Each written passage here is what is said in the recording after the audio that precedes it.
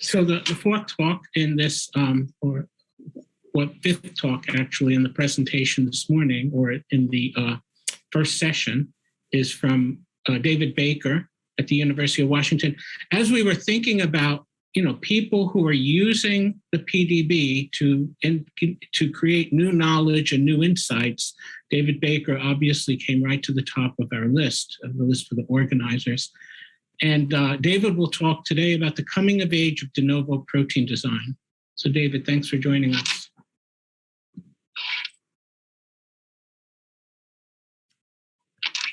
Well, thanks, Guy, for the invitation. And as Guy just mentioned, everything that I've done since I've been at the University of Washington has really heavily relied on the PDB. So just a huge thanks to everyone who's made that possible and all the hard work that's gone into it. I think almost nothing that I'm describing could have been possible without it. It's also, I just want to mention, I've really had wonderful collaborations with Guy on many projects, including a number that are ongoing today, which has been really exciting. And let's see. Yeah, so it's been really fun to collaborate with Christine. And I just wanted to mention, I'm not going to talk about it in detail today, but we are continuing to improve Rosetta Fold. And so I think sometimes it is good to have multiple ways of predicting structure. And then, of course, I need to thank John Jumper and DeepMind for making AlphaFold available, and because that will come up at the end of my talk. But today I thought I'd really focus on de novo protein design. And I thought I'd start with what we've been doing in the last couple of years in response to the pandemic. And so right after the sequence of the coronavirus was when we predicted the structure of the spike, and then soon after that, cryo-EM and crystal structures of it became available. And let's see what's going on here. Some problem with the slides. Okay, here we go. And we used two approaches to try to make binders to the receptor binding domain. The first was we built small proteins around a part of ACE2, the part of ACE2 recognized by the RBD, and those are shown here. And the second approach we used was to basically make very large numbers of scaffolds, dock them against the spike protein, and then design the interface. And examples of these two classes of designs are shown here. They're quite remarkable proteins. This one's 55 amino acids. It melts at 95 degrees Celsius, and it's a picomolar inhibitor. The affinity is about 15 picomolar. And when we solved the structure with David Wiesler's group, this is the one that was on the right. There are 3 copies bound to the spike trimer, which you see here. And when the structures of the design and the computational model that we built with Rosetta were superimposed, you can see they're really, really similar down to the side chains. So this is kind of neat. It was like in response to the pandemic, we were able to just take the structure and build really, really high affinity binding proteins. And that turned out to be almost identical, to work almost exactly the way that was designed. So as escape variants began to crop up, we wanted to get to still higher affinity. And we did this by taking advantage of the fact that these small proteins, as I showed you, can bind independently to the 3 different receptor binding domains on the spike. So we built a trimeric version sort of designed to hold the 3 binding domains in place. And here you see a cryoEM structure. This is this tripod-like structure sitting on top of the virus. So we've actually, with collaborators, have quite a bit of animal data now showing that these proteins, when sprayed into the nose, give quite strong prophylactic and therapeutic protection. And they are currently undergoing clinical development. They have an advantage over antibodies in that they're much cheaper to produce because these proteins, they're produced at high levels in E. coli. So we've been using these techniques to design proteins to human cell surface receptors and other proteins of interest. So basically what we need is a structure of a protein target, and then we can design proteins which bind very precisely to it, provided there's 1 or 2 hydrophobic residues that are exposed. And this just shows results from Longjing Cao and Brian Coventry, who designed the coronavirus binders. They've made binders using Rosetta to many different targets of interest. This is actually just a subset: the FGF receptor, the EGF receptor, the PDGF receptor, for example. And these are all very small proteins, similar in overall size and shape to the ones that I showed you before. These are the interaction surfaces. And they bind very tightly to, these are the binders versus the targets. And the black just indicates we're getting very tight binding, and you can see it's quite specific. So we're very excited about these now for making new superagonists and biased agonists by bringing different receptor subunits together by putting these in higher order scaffolds, like I showed you for the coronavirus binding protein. So the second thing that we set out to do was to design so essentially molecular devices that would have an off state and an on state, where the binding to a target would drive transition to the on state. And we set this up so that the on state would be luminescent. So this is basically Novo design of an allosteric system. And this works really well if we take this design's device, and we just a 2-protein system. In the absence of spike protein, there's no light emitted at all. And then as either the RBD or spike is added, you get a very rapid increase in signal, which can be read out very easily in a number of formats.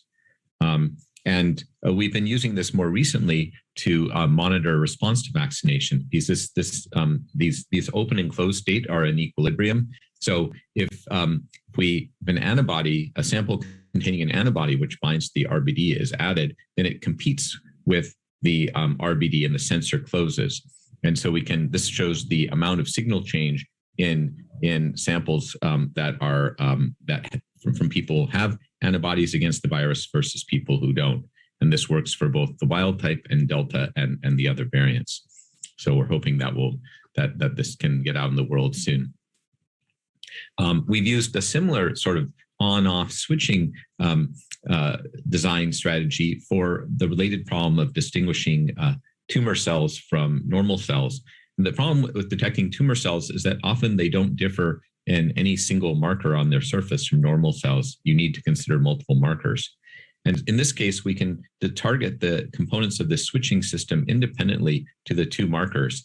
And only on cells that receive both of them do we get opening of the switch and recruitment of an effector.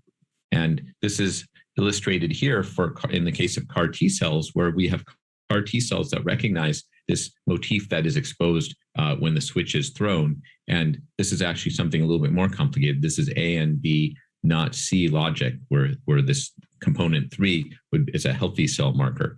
And and this works quite well. We only get CAR T cell activation by cells that have the 2 markers, but not when they have the 3rd healthy cell marker. So the third thing that's been going on is the design of vaccines. And this is work from my colleague, Neil King, who took self-assembling nanoparticles, icosahedra, that we've been designing for quite some years, and put on the RBD of the spike protein. And here's what these look like. And these are in advanced phase 3 clinical trials now. All the results look really, really good. The responses are quite a bit stronger than the mRNA vaccines. And again, these don't require a cold chain, so and they can be produced at high levels. So we think this could really help with in the developing world, where the mRNA vaccines are still quite expensive and you need a cold chain. So sort of continuing on this nanocage concept, we realized that rather than designing components to form a nanocage and then adding something on like the RBD, we could actually build the nanocages out of a functional component. And the functional component we first explored doing this with was antibodies. So antibodies have a C2 axis, and you can build polyhedra. For example, an icosahedron from a icosahedra of a 5-fold symmetry axis and a 2-fold symmetry axis. And this shows a cage that's been designed where we have this green design protein, and the yellow can basically be any antibody. You add the green protein to the yellow antibody and it assembles into this icosahedral cage.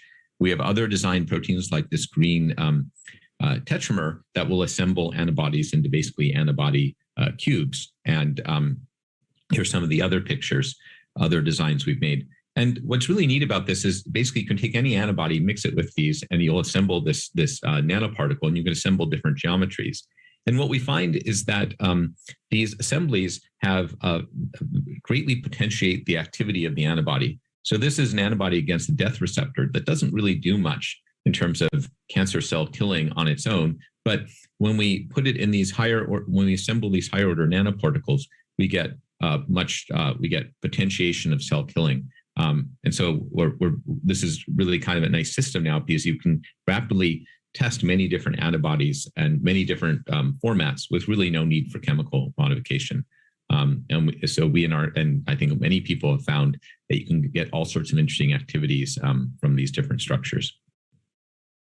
So that was work from Robbie Devine. And Aaron Yang had the following idea.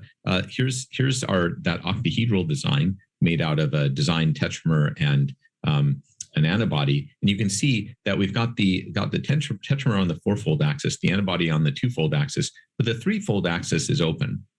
And we had previously designed proteins that came apart at low pH. And Aaron used these to build trimers to fill the holes, and that's what's shown here.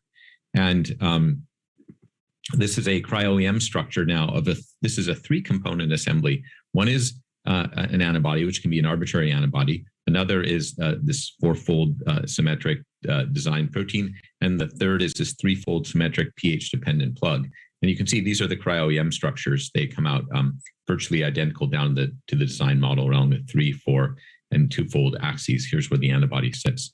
And so now Aaron's exploring a pH-dependent cargo release. And you can see these particles really have no holes, so they're very suitable for packaging things like RNA. On the same theme of pH dependence, we're now designing other types of pH-responsive materials. This is work from Hao Shen, who basically built, who designed fibers, sort of helical fibers that are made out of the same pH-dependent component. And you can see these fibers here up on the top. And these are really neat. They, if you drop the pH, they come apart very, very rapidly. It's almost like a one-dimensional phase transition. And they're incredible. This is an incredibly cooperative system. Each of these monomers has 9 buried histidines that get protonated when the pH drops. Of course, the fiber's made out of many, many of these. So they're exquisitely sensitive to pH. Like differences of 0.3 pH units make a big difference. We're also building nanostructures with other functions in mind. So Nate Ennis designed a dimer. Novo designed a dimer which holds 2 chlorophyll molecules as they are in the special pair in the photosynthetic machinery. And then Shunji Wang designed these into a cube shown here. And here's our beautiful pictures of these cubes. So what we have in each edge of this cube, we have 2 chlorophyll molecules. And so we're very interested now in building artificial light harvesting systems from these. Switching to membrane proteins, Chunfu Zhu and Peilong Liu designed soluble helical proteins with pores in the middle, and then resurfaced the outside to turn them into membrane proteins. And it was really quite exciting. They here's a picture of one of these, and they actually form very selective potassium channels. This is interesting because we just designed them to have a pore, a pretty narrow constriction, which you can sort of see here, and we got quite selective conductance for potassium, which is really interesting in light of all of Rod's wonderful work, so forth. And more recently, we've been, we're now changing the lining of the pore to see how that changes the conductance. So more recently, we've been working on beta barrel membrane proteins, and Anastasia Vorbyeva made a huge breakthrough here when she discovered that to design these proteins, you had to weaken the local beta strand propensity. And once she did that, she was able to she's been able to consistently design proteins which fold up into very precise structures. This has been a great collaboration with Sheena Radford's group. Here you can just see a comparison of the crystal structure of the design model. And Samuel Baranu-Lema has now taken these methods and used it to make a series of larger beta barrel transmembrane pores. These are all de novo designed. This is a 10-stranded beta barrel, which has a clear pore in the middle. And Samuel has larger ones now. This is one we have a crystal structure, a design model, or a crystal structure. And we're very excited about these for a number of applications. As you're aware, nanopore sequencing makes use of naturally occurring proteins. And now we can design these, to spec for any application that is of interest. And the final design example I want to give is the design of Rotary Machines. And this is work of Alex E. Corbet. Basically, he designs two proteins de novo, an axle and a ring, and then he can assemble the ring on the axle. And here are pictures. Actually, I've got more pictures here. So here are pictures of some of the systems. These are CryoEM Images.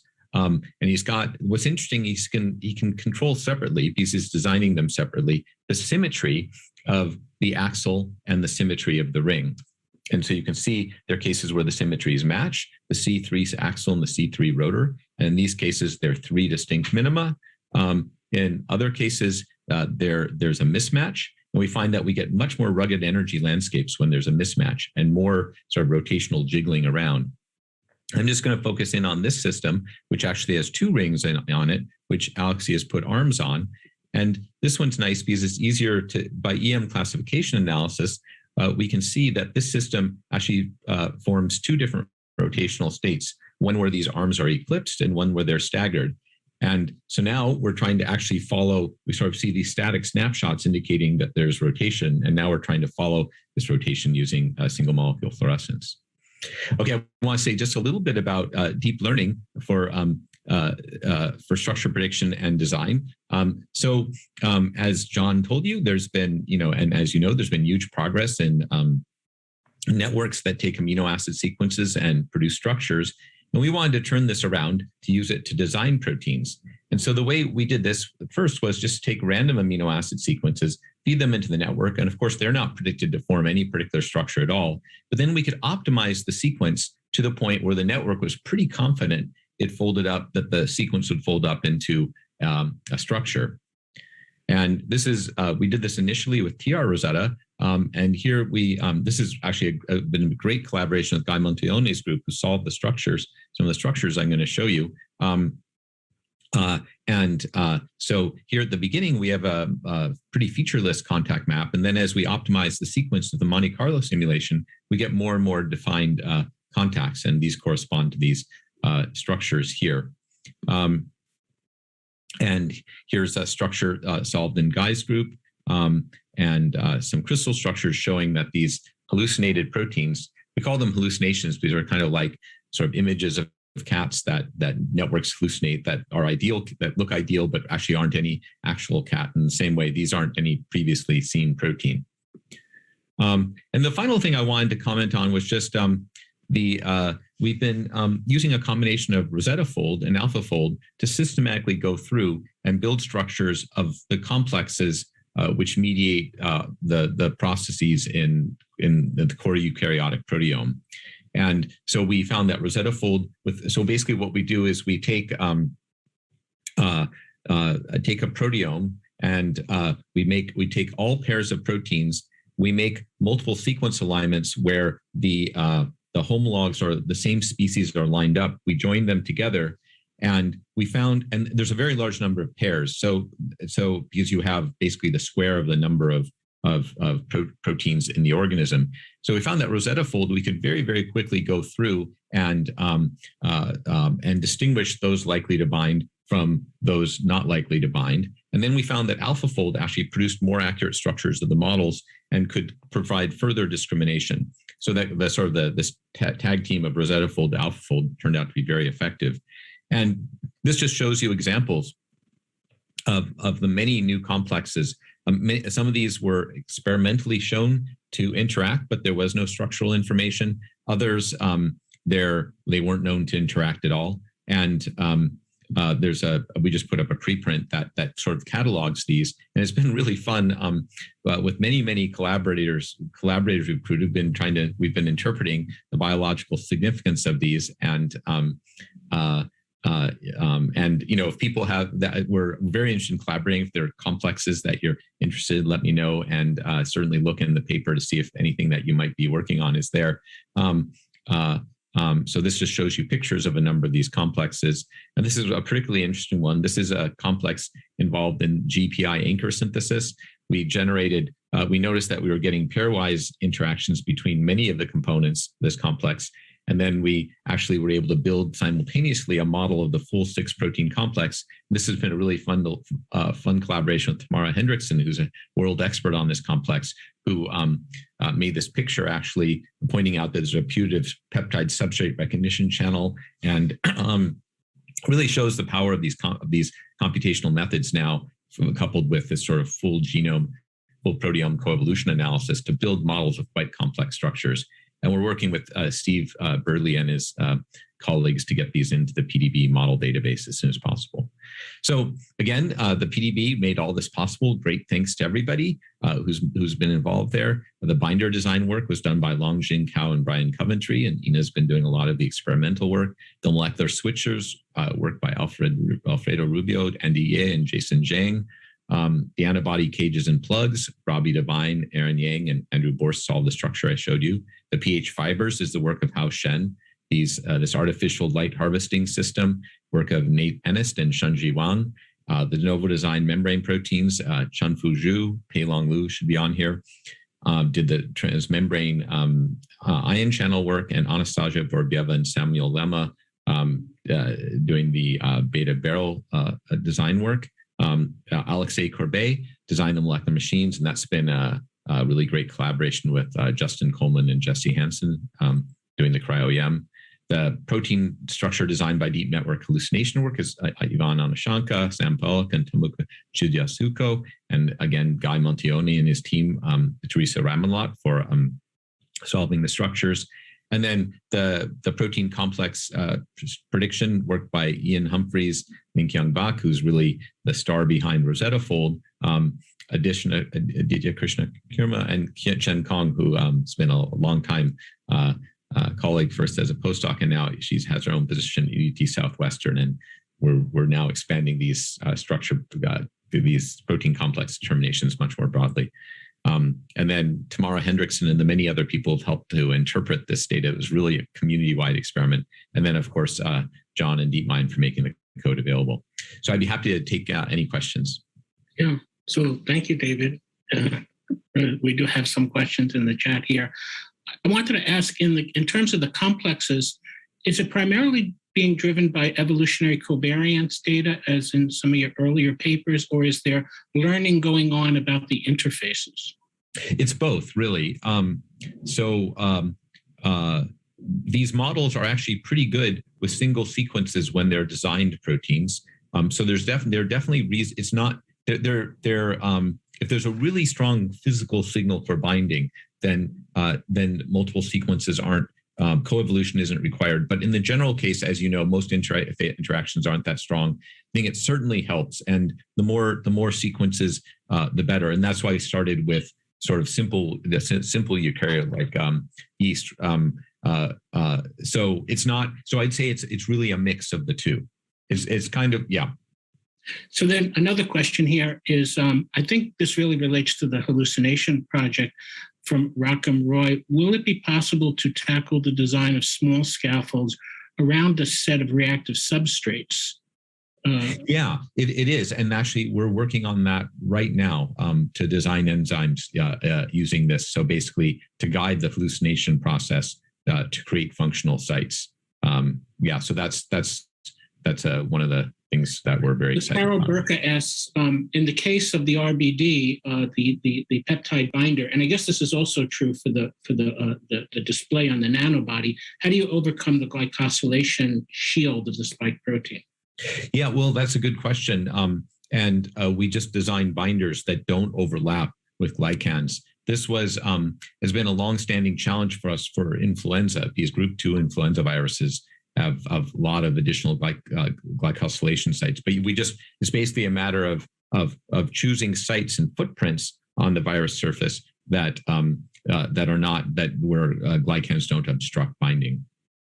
And maybe we'll do one more, which is Raphael Petrosian asks, the rotary motors, do they use ATP or could they use ATP, and how efficient are they compared to naturally occurring rotary? Yeah, that's a really good question. Currently, what we have designed are they're undergoing their diffusive motion. So we have built catalytic sites into them, but we have not coupled rotation to catalysis. One of the big challenge right now is really a technical experimental one, and that is visualizing the rotational motion.